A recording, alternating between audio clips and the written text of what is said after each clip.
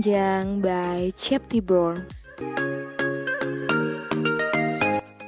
Lantunan surat Ar-Rahman terdengar begitu merdu, menggambarkan arti dari surat Ar-Rahman secara keseluruhan.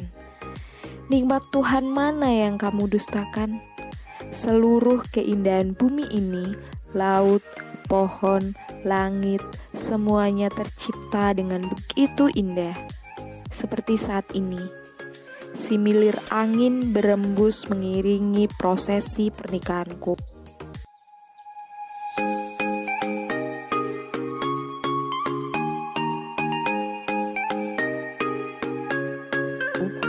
Duduk di samping ayah yang menjadi wali nikahku hari ini akan menjadi titik balik dari kehidupanku. Sejak perjodohan ini, aku hanya berdoa semoga aku ikhlas menerima semuanya. Meski aku tahu semua mimpi harus aku pendam dan musnahkan. Mimpi untuk menjadi wanita karir, bekerja di bidang jurnalistik seperti pendidikan yang sudah aku tempuh. Hanya saja belum sempat aku melangkah, ayah dan bunda sudah memberikan tanggung jawab kepadaku.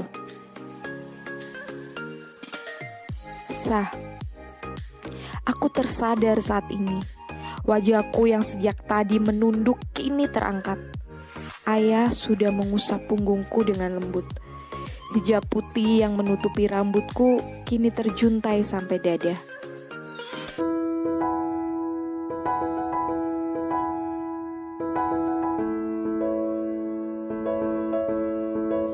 Selamat nak, kamu sudah menjadi istri sahnya Kafka.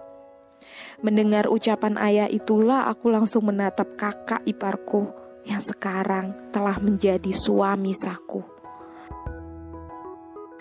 Ayah sedang memeluk Kafka dan memberikan ruang untukku setelahnya. Kafka kini sudah berada di depanku. Lalu tangan itu terulur. Jabat tangan ini membuat jantungku berdegup kencang. Dan ada desir halus di relung hatiku. Kafka menunduk dan mengecup keningku. Selamat datang, Rahma, istriku. Bisikannya sangat lembut saat mendekat dan hanya aku yang mendengar. Saat itulah aku mengalihkan pandangan dari tangannya ke matanya. Kafka Rahardian tidak tersenyum sedikit pun. Dia hanya menganggukkan kepala. Lalu penghulu meminta kami menandatangani buku nikah. Setelahnya semua prosesi aku jalani dengan hati beku. Aku masih belum siap. Pria yang menikahiku dengan mahar surat Ar-Rahman ini masih belum aku kenal dengan sepenuhnya. Karena dia juga baru beberapa bulan menikah dengan almarhumah kakak kandungku, Sofia.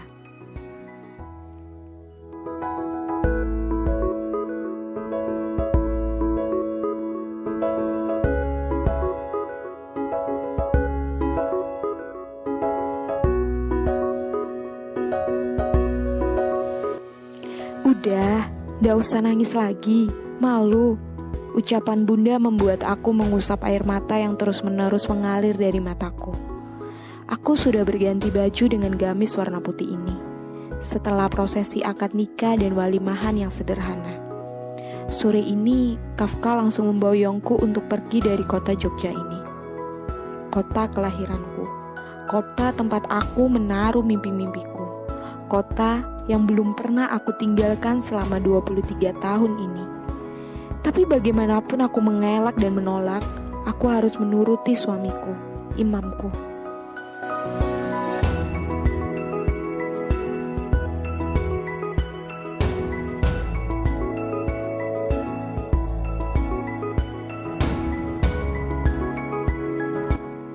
Rama masih tidak mau pisah sama bunda.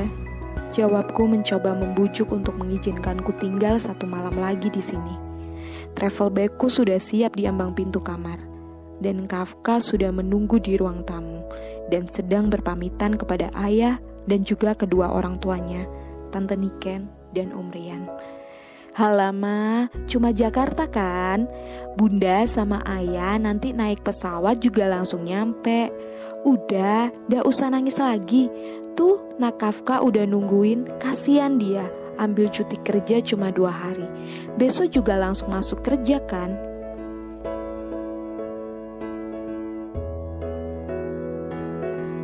Kuhela napas, lalu membenarkan kerudung pasmina yang aku kenakan.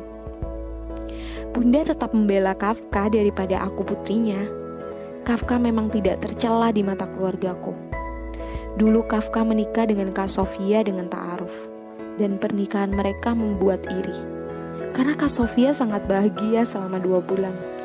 Sampai bulan lalu, kami sekeluarga baru tahu kalau kakak cantikku itu mengidap kanker darah. Dan semuanya sudah terlambat. Kak Sofia tidak bisa diselamatkan.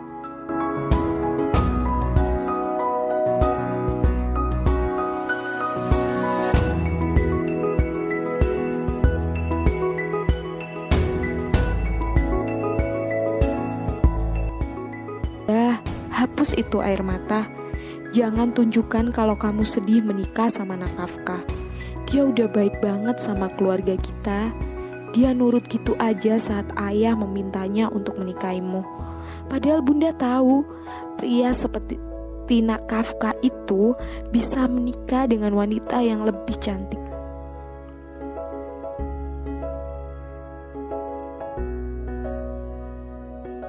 Tentu saja aku memberengut mendengar ucapan Bunda. Aku memang berbeda dengan Kak Sofia yang memang terlahir cantik. Sedangkan aku wanita yang hanya biasa-biasa saja. Rama sudah siap? Ayah sudah muncul di ambang pintu. Kuanggukan kepala dengan cepat. Meskipun masih berat, terasa meninggalkan kamar yang sudah menemaniku selama ini. Aku memeluk Bunda sekali lagi, lalu melangkah ke arah ayah. Beliau langsung memelukku dengan erat. Jadi istri yang baik ya buat Kafka. Aku hanya kembali mengangguk. Sepertinya kalau aku bicara yang keluar isakan tangis. Dan sudah aku tahan sejak semalam. Kafka sudah ada di depanku saat kami melangkah keluar dari kamar. Dia langsung mengambil alih travel bag yang aku tarik. Tanpa kata, dia mendahului kami semua. Melangkah keluar menuju mobil yang sudah terparkir di halaman rumah.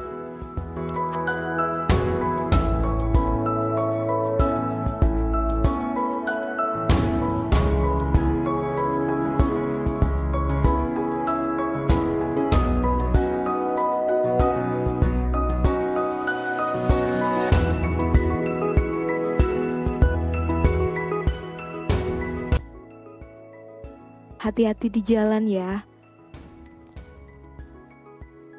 Aku sempat memeluk ayah dan Bunda sekali lagi sebelum masuk ke dalam mobil. Entah kenapa dia malah memilih untuk naik mobil daripada naik pesawat atau kereta api. Kafka mengucapkan salam kepada kedua orang tuaku dan langsung masuk ke dalam mobil. Kulambaikan tangan kepada Bunda dan ayah.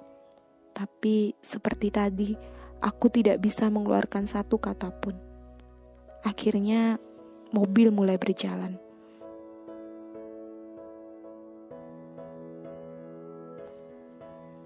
Tante Niken sama Om Rian kemana? Aku memang tidak melihat keduanya saat keluar tadi. Kafka tidak menoleh ke arahku. Dia tetap fokus menyetir, membawa mobil ini keluar dari Jalan Kusuma Negara, dan juga meninggalkan rumahku. Tidak mendapat jawaban, akhirnya aku menyandarkan kepalaku di jok. Lelah mulai mendera. Lebih baik aku tidak mengatakan apapun lagi. Kafka memang tidak pernah berbicara yang tidak perlu. Seingatku, selama hampir 4 bulan menjadi kakak ipar, dia hanya pernah berbicara saat menanyakan berapa umurku. Setelahnya, tiap di pertemuan keluarga, Kafka sepertinya tidak peduli denganku. Roda mobil membawa kami keluar dari kota Jogja. Similir angin menerpa wajahku makin membuat kantuk makin terasa. Saat mataku akan terpejam, tiba-tiba mobil sudah berhenti. Kita salat maghrib dulu di sini. Kafka mengagetkanku dan membuat aku menegakkan tubuh. Lalu dengan cepat aku menatap jam berlingkar di tanganku. Masih pukul 5 lebih.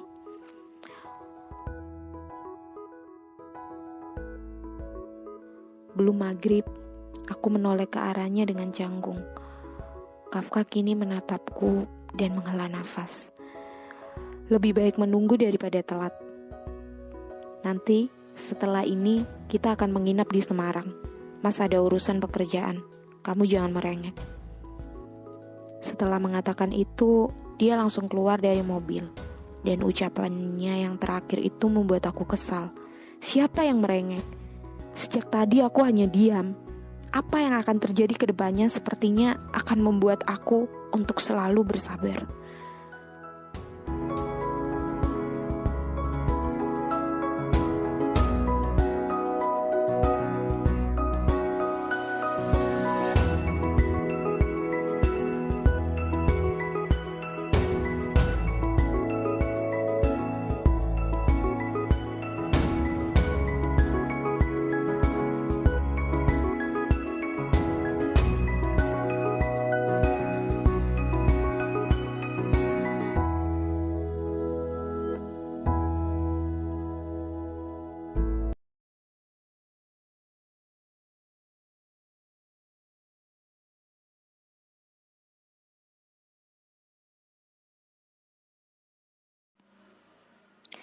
Turun Ranjang by Chep Tiborn. 1. Adaptasi.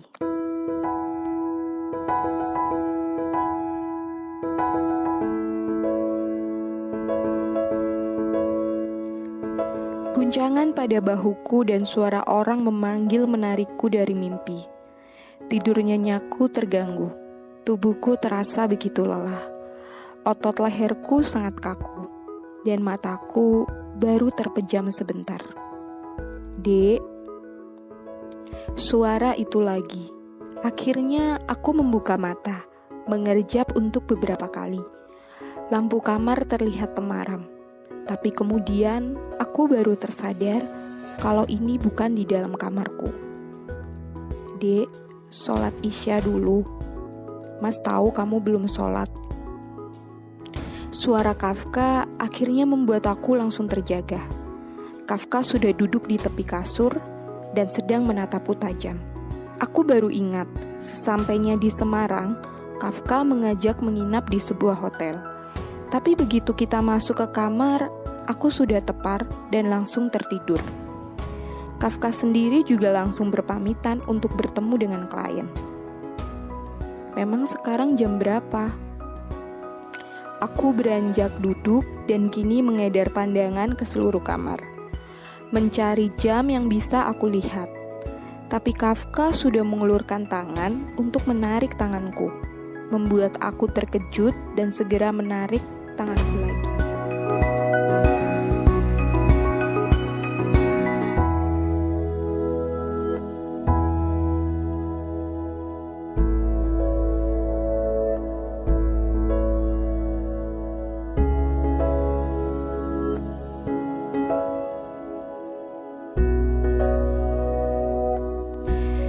Jantungku berdegup kencang dengan kontak fisik ini.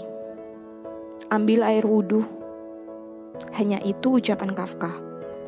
Karena dia langsung beranjak dari duduk dan melangkah ke arah kamar mandi yang ada di dalam kamar. Suara gemericik air membuat aku menghela nafas. Pening.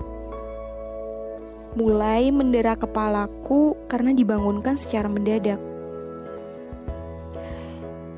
Saat Kafka keluar dari kamar mandi, aku segera turun dari kasur dan langsung cepat masuk ke dalam kamar mandi. Tapi saat wajahku terlihat di kaca yang ada di atas wastafel, tentu saja aku memekik. Aku baru sadar, karena sebelum tidur tadi, aku sudah membuka hijabku. Rambutku tergerai acak-acakan. Tapi yang membuat aku panik, Kafka pasti sudah melihat semuanya. Melangkah mondar-mandir di dalam kamar mandi, aku sungguh malu. Selama ini, aku belum pernah.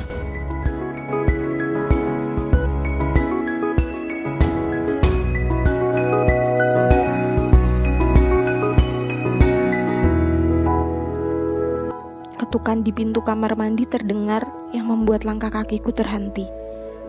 "Dek, cepat!" Suara Kafka terdengar dingin dan kesal.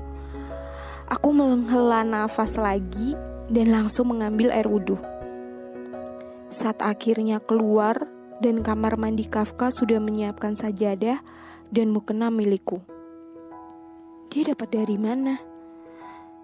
Kafka sudah menoleh ke arahku saat aku masih berdiri di depan kamar mandi. Dan dari tatapan matanya mengisyaratkan aku harus cepat. Dengan berlari kecil, akhirnya aku sampai di belakang Kafka dan langsung memakai mukena. Suara Kafka mengumandangkan ikoma dengan begitu merdu, membuat hati ini terasa nyaman. Aku masih sangat mengantuk. Setelah selesai sholat, langsung naik lagi ke atas kasur, menarik selimut dan memejamkan mata. Sampai akhirnya aku mendengar lantunan surat Yasin terdengar. Aku membeku. Ini baru 1 bulan kepergian Kak Sofia. Aku merasa sangat jahat karena tidak pernah mengirimkan doa untuk kakak kandungku itu. Kantukku menguap begitu saja, terdiam dalam kesunyian malam, dan syahdunya suara Kafka melantunkan ayat-ayat suci Al-Quran. Kafka memang begitu sempurna, dan ketakutan langsung menyelubungiku. Bisakah aku mengimbanginya?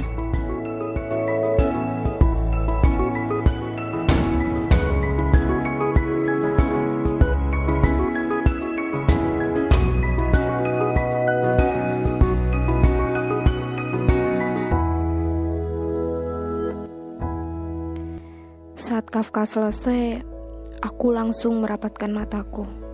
Tidak mau dia mengetahui aku belum tidur. "Kamu belum tidur?" Suara itu membuat aku berjenggot. Aduh, pasti bisa terlihat oleh Kafka.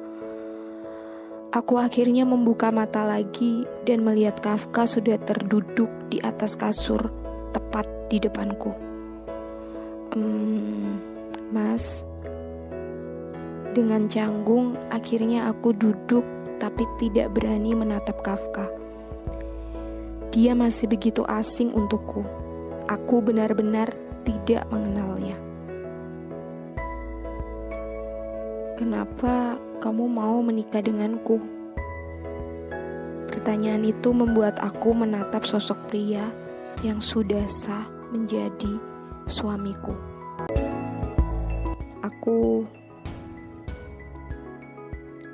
Apa yang akan aku katakan? Aku juga tidak tahu apa yang membuat aku menjalani ini semua. Setauku, kamu sedang mencari pekerjaan. Baru saja kamu selesai kuliah, kan? Kuanggukan kepalaku mendengar ucapan Kafka. Dia tidak tersenyum, masih menatapku dengan dingin. Kenapa? Lagi pertanyaan yang sama. Akhirnya aku hela napas, mencoba untuk menenangkan degup jantungku.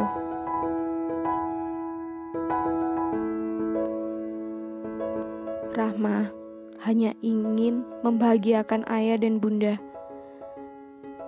Kasian, mereka sudah kehilangan Kak Sofia.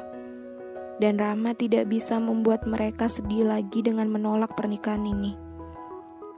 Ada helaan nafas terdengar dari Kafka. Kini sepertinya terlihat makin kesal kepadaku. Aku pikir kamu akan menolak. Tapi saat kamu menyetujui ini semua, aku yakin kamu sudah tahu apa yang menjadi ketentuanku. Kamu tidak boleh bekerja.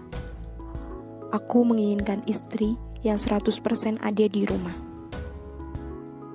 Ucapan Kafka itu membuat aku mengernyit. Meski aku tahu Kafka memang menginginkan hal itu sejak menikah dengan Kak Sofia. Tapi aku kan berbeda. Aku masih 23 tahun, sedangkan Kafka sudah berusia 30 tahun. Jarak usia kami terlalu jauh. Tanpa menunggu reaksiku, Kafka sudah beranjak dari sampingku. Tapi dia kini naik ke atas kasur dan langsung berbaring di samping. Aku masih diam di sini, mencoba mencerna semuanya. Tidur, Dek, biar besok bisa bangun saat subuh. Dan hanya dengan begitu, seluruh tubuhku terasa lemas. Rupanya, aku memang harus menyesuaikan diri dengan perintah-perintah Kafka, orang asing yang telah menjadi suamiku ini. Turun Ranjang by Chaptiborn 2, babak baru.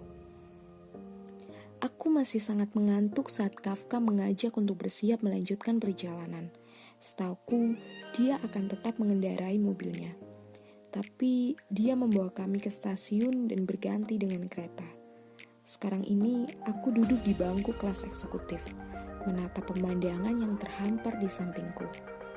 Kafka juga tidak mengatakan apapun lagi. Komunikasi kami masih sangat terbatas. Dia hanya bertanya ini itu dan langsung diam lagi. Sungguh, semuanya membuatku tak nyaman. Dek, aku langsung menoleh ke arahnya Kafka yang kini memberikan roti yang masih terbungkus. Sepertinya tadi kamu tidak makan. Rupanya dia memperhatikanku. Padahal aku tadi makan, tapi cuma sedikit. Saat Kafka mengajak kami menikmati bubur di warung yang kami lewati saat ke stasiun. Aku menerima roti dan mulai membukanya. Kafka belum mengalihkan pandangannya dariku, membuat aku kini gugup dan langsung menatapnya. Apa? Kafka hanya mengangkat bahunya, tapi masih menatapku. Mas Kafka juga mau. Aku mengulurkan roti itu ke arahnya, tapi dia menggelengkan kepalanya. Wajahnya masih terlihat sama seperti pertama saat dia datang untuk melamarku dan juga menikahiku. Bahkan saat Kak Sofia dimakamkan, wajah Kafka juga sama seperti itu.